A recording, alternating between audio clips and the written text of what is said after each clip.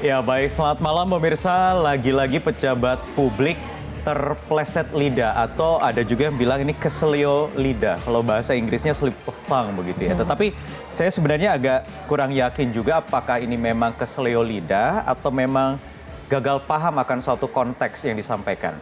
Ini ada pernyataan dari Komisioner KPAI soal berenang bisa menyebabkan kehamilan yang kemudian menuai ragam komentar sinis. Bahkan bisa pernyataan yang terkesan asal dan bias ini dilontarkan oleh pejabat publik dari Komisi Perlindungan Anak Indonesia. Ini jadi perbincangan hampir satu pekan ini Rara ya.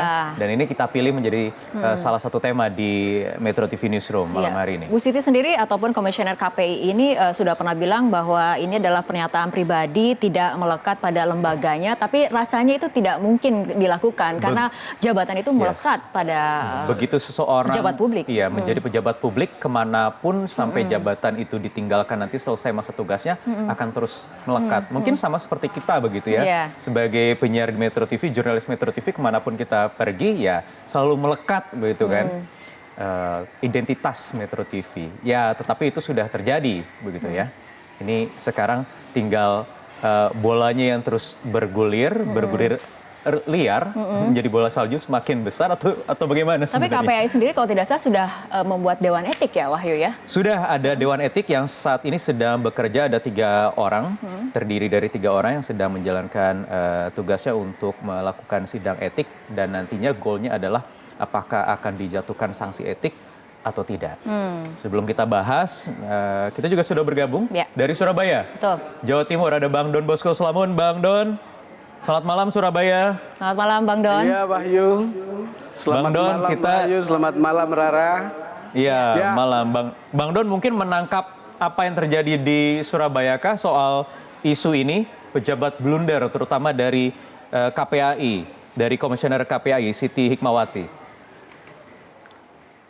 Ya begini Wahyu, memang sudah ada permintaan maaf, tetapi seperti kamu tadi katakan, itu tidak bisa tiba-tiba saja dinyatakan sebagai statement pribadi karena susah sekali memisahkan antara seorang pejabat sebagai pribadi dan seorang pejabat sebagai figur publik. Dan karena itu menurut saya langkah di KPAI untuk membentuk Dewan Etik itu menarik. Walaupun tentu harus diterima minta maafnya, tapi pejabat publik harus hati-hati bicara karena bisa menimbulkan begitu banyak interpretasi. Salah satu syarat pejabat publik untuk bicara adalah dia harus knowledgeable. Dia harus betul-betul punya wawasan dan memahami apa yang mau dibicarakan. Apalagi yang terkait dengan jabatannya. Jadi tidak bisa bicara sembarangan. Kalau bicara sembarangan itu menimbulkan bias, itu kemudian bisa ditafsirkan macam-macam. Jadi saya kira baguslah untuk kemudian dibikinlah Dewan Etik yang dibuat oleh KPAI untuk menyelidiki apakah ini betul-betul sekedar slip of tongue atau memang ada pesan-pesan tertentu di balik statement itu. Sama seperti ketika kita ketemu Mas Menteri Muhajir kemarin, dia bilang itu bercanda. Tapi itu sebetulnya mesti tidak cukup mengatakan bahwa orang miskin menikah atau orang kaya menikah orang miskin. Itu tidak cukup bisa diterima sebagai sebuah candaan. Karena ini adalah statement seorang pejabat publik.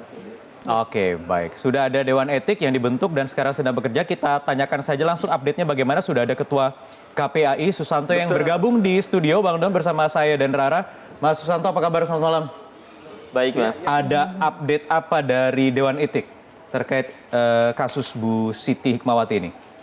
Ya, perlu kami sampaikan ya bahwa proses pembentukan Dewan Etik ini memang melalui rapat pleno. Lagi-lagi ini bukan putusan parsial atau personal dari pimpinan, tetapi ini melalui mekanisme rapat pleno yang dilakukan di hari Senin sampai malam ya saat itu. Kemudian karena melihat berbagai perkembangan dinamika yang ada, kemudian dampaknya juga luar biasa bagi publik, maka kemudian Dewan Etik inilah yang nanti akan bekerja untuk mengkonfirmasi, mengklarifikasi kepada yang bersangkutan sekaligus juga juga mengklarifikasi pada pihak terkait yang diperlukan. Yang kedua tentu mendalami dari statement yang disampaikan ke media, apakah memang statement itu bisa dipertanggungjawabkan berdasarkan referensi yang sebenarnya secara keilmuan bisa dipertanggungjawabkan atau tidak. Itu tentu bagian dari pendalaman yang akan dilakukan oleh Dewan Etik. Artinya sampai saat ini Bu Siti kemudian belum dimintai keterangan oleh Dewan Etik? Bu Siti sudah kita mintain keterangan tetapi di forum pleno, tetapi belum dimintai keterangan oleh Dewan Etik. Antar komisioner ya? Antar komisioner. Dan pembentukan Dewan Etik ini merupakan yang pertama kalinya dalam sejarah KPAI ya? Iya, dalam sejarah KPAI sejak dibentuk 2004 sampai sekarang, tahun 2020 ini pertama dalam sejarah. Mas Susanto, saya mau tahu dong ketika ini menjadi ramai, kemudian tadi ada rapat pleno antar komisioner bertemu, apa kemudian yang disampaikan oleh Bu Siti ke teman-teman komisioner lain? Walaupun kita sudah tahu ada surat pernyataan dari Bu Siti langsung. Ya, sebenarnya hampir sama ya, sebagaimana disampaikan ke media dan juga ke publik saat itu bahwa yang bersangkutan meminta maaf karena pernyataan itu dipandang tidak tepat saat itu. Kemudian menyadari bahwa ini menimbulkan kontroversi ya, sehingga tentu beliau juga menyampaikan bahwa ini adalah pernyataan pribadi, bukan representasi lembaga KPAI. Tapi wawancaranya saat itu ada di kantor KPAI? Iya betul, di kantor KPAI. Oke, kita akan langsung tanyakan juga tanggapan dari Bang Don mengenai tadi pernyataan dari Mas Susanto. Ya, ya, yang jadi konsen kita ya, pejabat-pejabat sekarang suka menumpang pada era disrupsi media. Jadi sering sekarang ini kan era clickbait. Beda ketika saya menjadi wartawan, itu bukan soal clickbait, tapi quote worthy. Jadi kalau kita dengar pejabat yang layak kita kutip, tapi sekarang bukan soal layak kita kutip, tapi yang bisa menggigit lalu kemudian jadi viral. Dan saya melihat kecenderungan bagaimana pejabat-pejabat publik menumpang pada kondisi seperti ini, dan itu kemudian membuat informasi yang sampai ke publik itu menjadi tidak jelas, bahkan bias, bahkan kemudian menimbulkan interpretasi yang macam-macam. Saya khawatir kalau ini menjadi kebiasaan pejabat menumpang untuk clickbait seperti sekarang ini, itu akan menjadi tidak sehat bagi masyarakat yang mengkonsumsi informasi yang benar. Ingat, statement seorang pejabat itu adalah tolok ukur dari sesuatu yang benar dan yang tepat.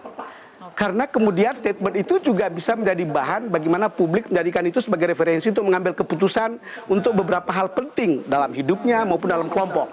Jadi itu tidak bisa. Misalnya tiba-tiba misalnya Ibu Siti itu mengatakan berenang itu bisa membuat perempuan hamil. Itu membuat action atau secara afektif itu bisa mengubah perilaku masyarakat.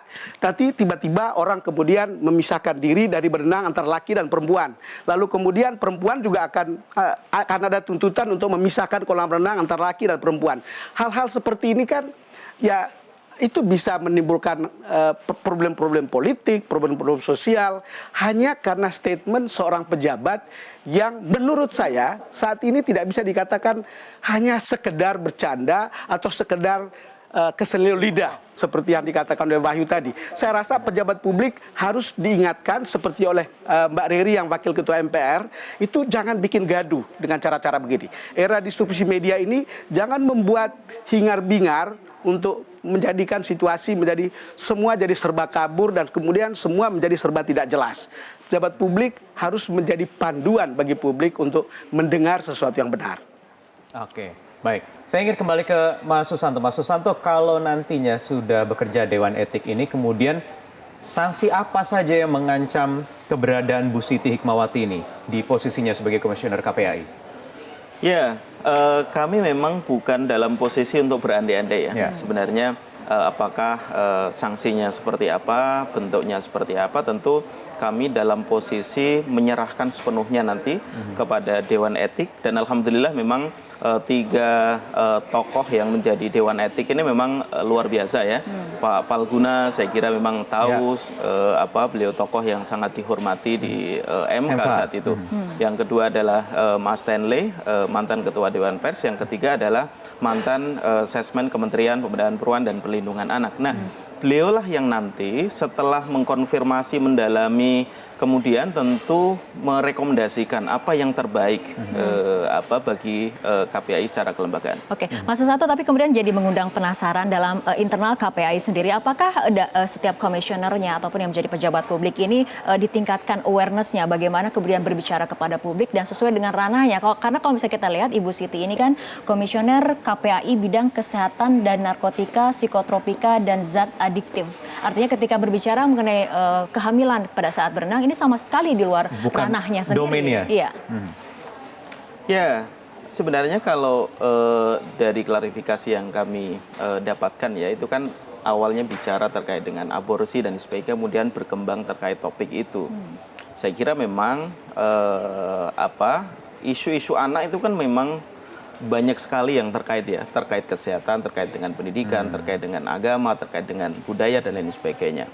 Nah, karena memang terkait dengan kesehatan, kemudian yang bersangkutan komisioner bidang kesehatan, memang yang bersangkutan punya hak untuk berbicara ya terkait dengan isu-isu kesehatan. Oke. Tetapi apakah ini bisa bertanggung jawabkan? Dan untuk konteks saat ini memang dipandang bertolak belakang dengan logika umum, logika publik, maka kemudian menimbulkan kontroversi. Dan ini juga kemudian di media internasional juga kemudian media asing, diangkat. karena itu menurut saya karena memang bertolak belakang dengan logika umum. Ini kan mungkin hal yang sudah awam sekali pelajar ini, kita mungkin sebagai pelajar mempelajari hal ini di tingkat sekolah menengah pertama atau atas itu kan juga ya. Artinya sudah jadi hal yang sangat umum. Tetapi kalau dari klarifikasi yang disampaikan, Bu Siti ini mengaku slip of tongue, keselio lidah, atau memang pemahamannya yang seperti itu sebenarnya yang disampaikan, yang diyakini oleh Bu Siti? Ya, secara detail tentu nanti ya akan didalami oleh Bapak Ibu Dewan Etik ya, termasuk juga referensi apa yang sebenarnya akan ditunjukkan nanti kepada beliau. Ya, mungkin kita akan sedikit terakhir kepada Bang Don. Ini artinya untuk kemudian ini menjadi pembelajaran, apalagi di KPAI sendiri ini adalah Dewan Etik yang pertama ya sejak didirikan di tahun 2004 KPAI. Artinya ini untuk pembelajaran ke depannya kepada pejabat publik, bagaimana kemudian berkomunikasi kepada publik, karena kan Socrates mengatakan etika komunikasi pejabat publik itu harus memikirkan etos, patos dan juga logos. Bang Don, bagaimana komentarnya? Betul. Iya, Rara, seperti kita sebagai jurnalis punya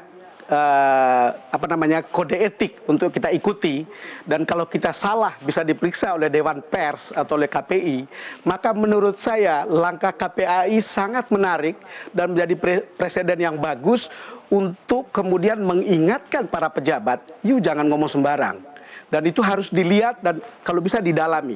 Dulu di masa Orde Baru, atau bukan di masa Orde Baru aja, selama ini selalu dianggap kalau ada sesuatu yang membuat itu ribut, pejabat itu selalu mengatakan itu salah kutip. Sekarang harus dicari tahu siapa sebetulnya yang sebenarnya menimbulkan masalah gitu. Yang ingin saya katakan ya, saya ini lebih dari 30 tahun mendengar orang ngomong.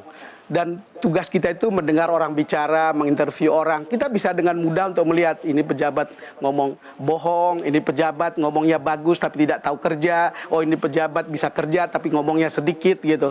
Dan kita bisa lihat bagaimana penghargaan kita tentang orang-orang yang bisa lebih genuine untuk bicara di depan publik.